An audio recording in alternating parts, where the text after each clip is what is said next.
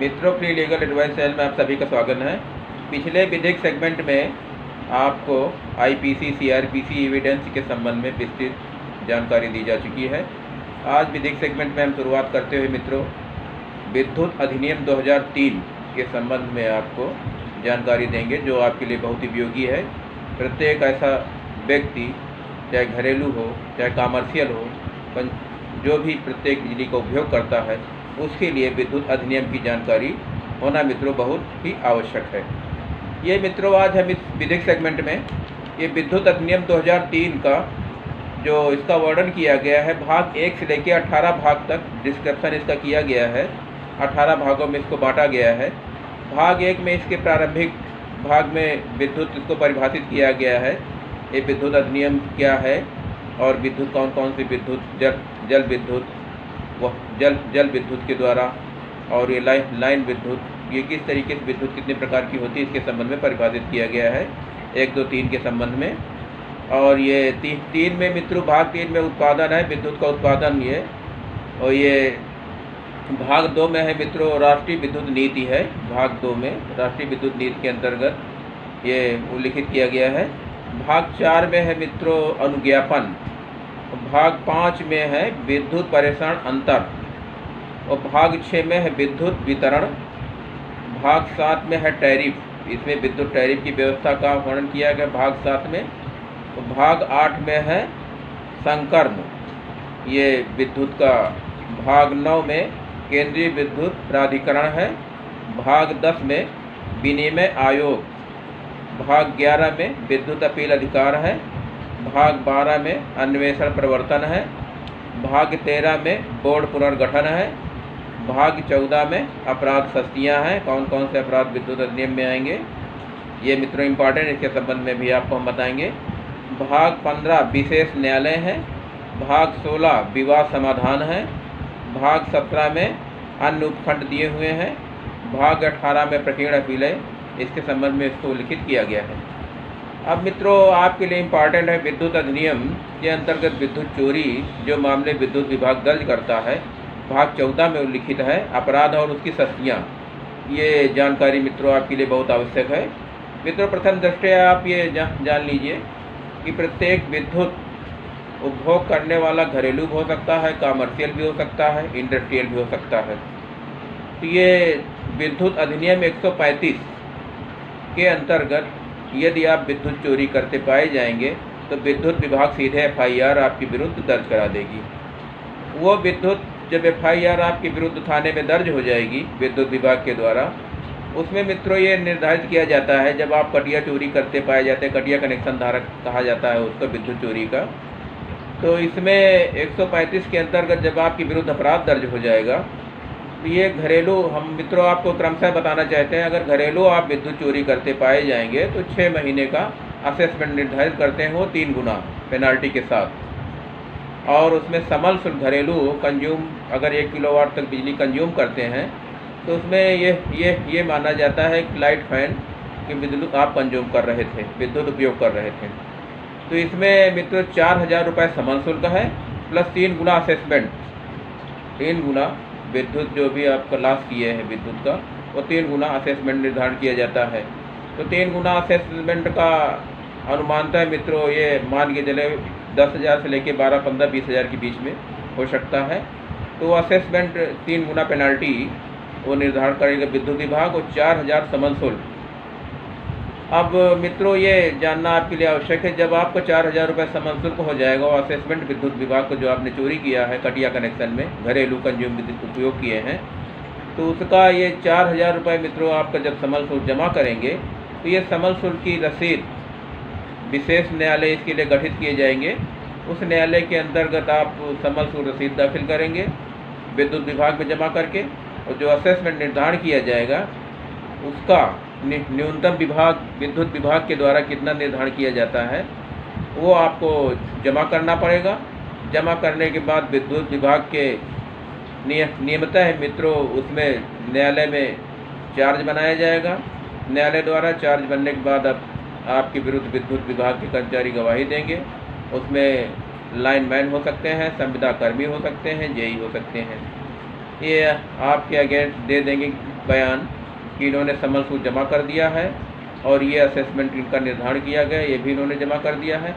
तो न्यायालय उसका न्यूनतम पनिष्ड करते हुए न्यूनतम जो भी निर्धारण किया जाएगा, इसमें न्यूनतम मित्रों 6 माह से लेके 1 साल और 2 साल 3 साल तक की सज़ा का प्रावधान किया गया है। तो जब आप पनिष्ड जमा कर देंगे तो आपको पनिष्ड नहीं किया जाएगा, न्यूनतम जो जुर्माना न्यायालय द्वारा निर्धारित करते हुए मुकदमे को समाप्त कर दिया जाएगा। ये घरेलू कंज्यूम विद्युत उपभोग के संबंध में मित्रों हम आपको बताया है। अब मित्रों आ जाइए कॉमर्शियल में। कॉमर्शियल में 1 किलोवाट से ऊपर अगर विद्युत उपभोग करते हैं, 2 किलोवाट, 4 किलो, 5 किलो, 10 किलोवाट के संबंध में, तो इसके संबंध में आपको जो जुर्माना समन शुल्क निर्धारण किया गया है उसमें कंज्यूम मित्रों ये तो घरेलू हो गया 4000 रुपये।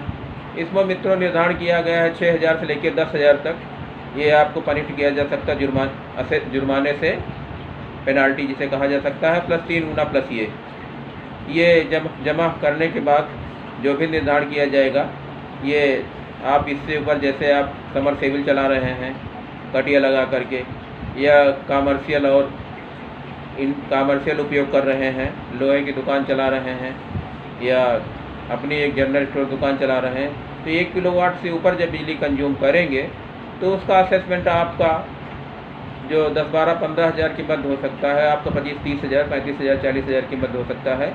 वो असेसमेंट आप विद्युत विभाग में जो भी उसको नियमित है और निर्धारण शुल्क जमा करने के बाद और प्लस जुर्माना समन शुल्क जमा करने के बाद 6000 से लेकर 10,000 के मध्य में जब विभाग द्वारा निर्धारण किया जाएगा, वो जमा करने के बाद फिर न्यायालय में प्रक्रिया वही होगी।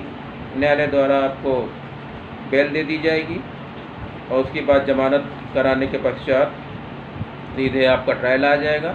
संविदा कर्मी जो भी लाइनमैन या जेई वगैरह अधीनस्थ कर्मचारी या प्रवर्तन टीम के द्वारा जिसके द्वारा विद्युत चोरी करते आप पाए गए हैं, वो विटनेस में पेश करने के बाद मुकदमा आपको नियमितः समाप्त कर दिया जाएगा और जो भी न्यायालय द्वारा न्यूनतम जुर्माना होगा वो आपको देय होगा।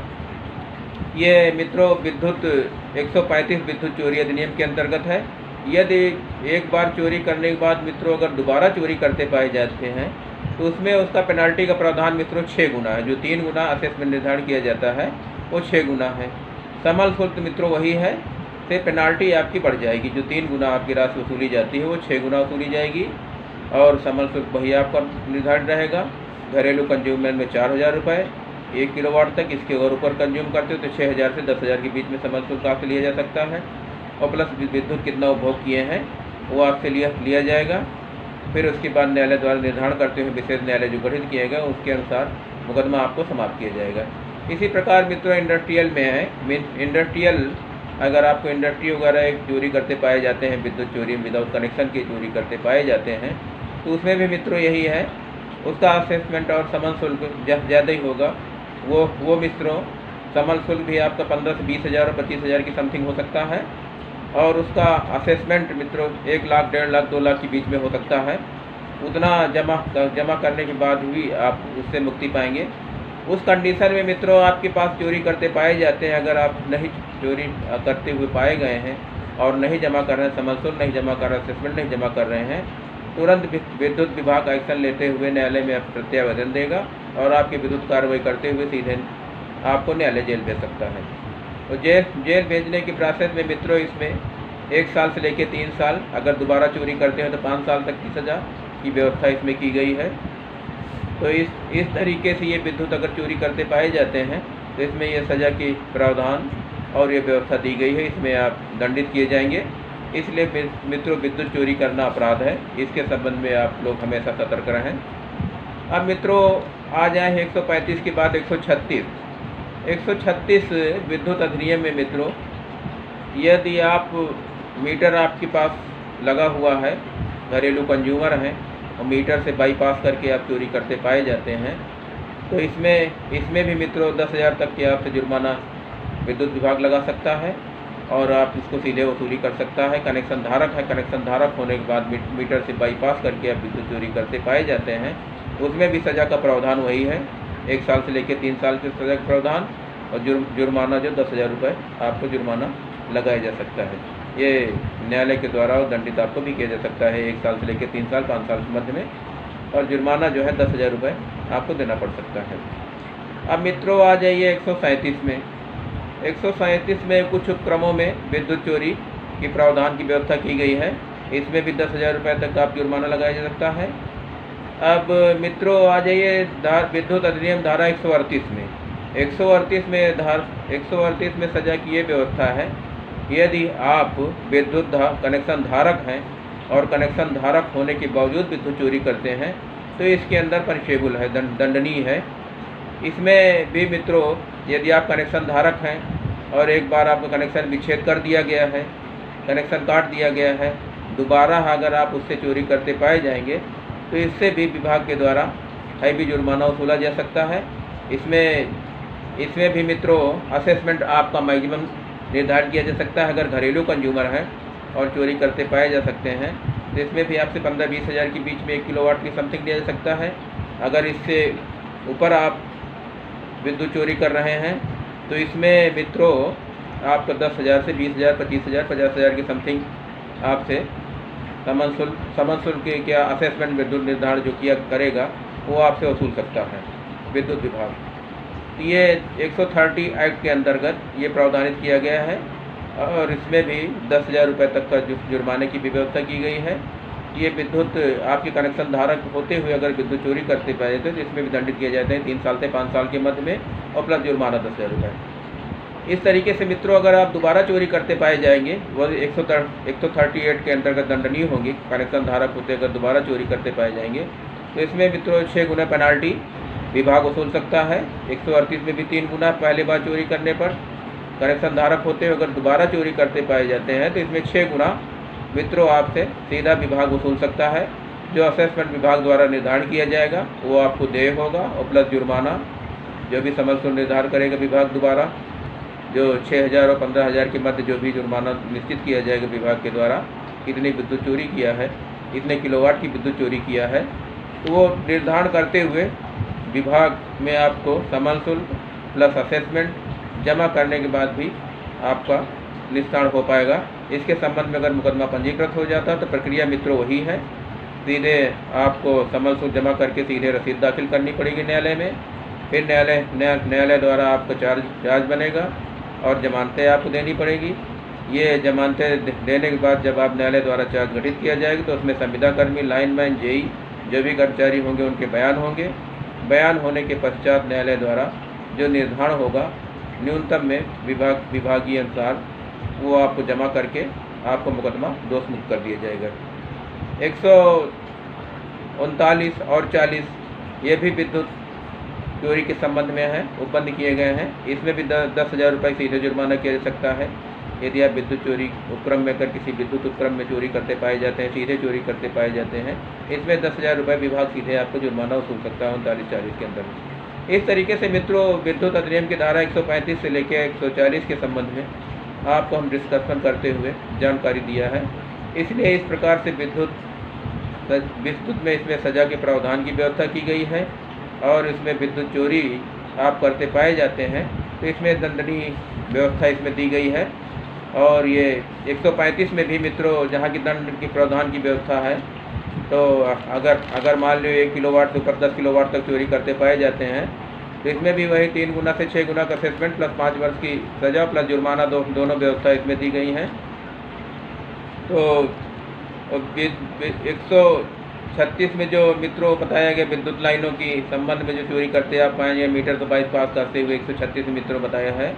137 अगर चुराई गए संपत्ति के लिए अगर कोई विद्युत विभाग के द्वारा कोई संपत्ति चुरा लेते हैं तो 137 में विद्युत अधिनियम के अंदर दंडनीय है।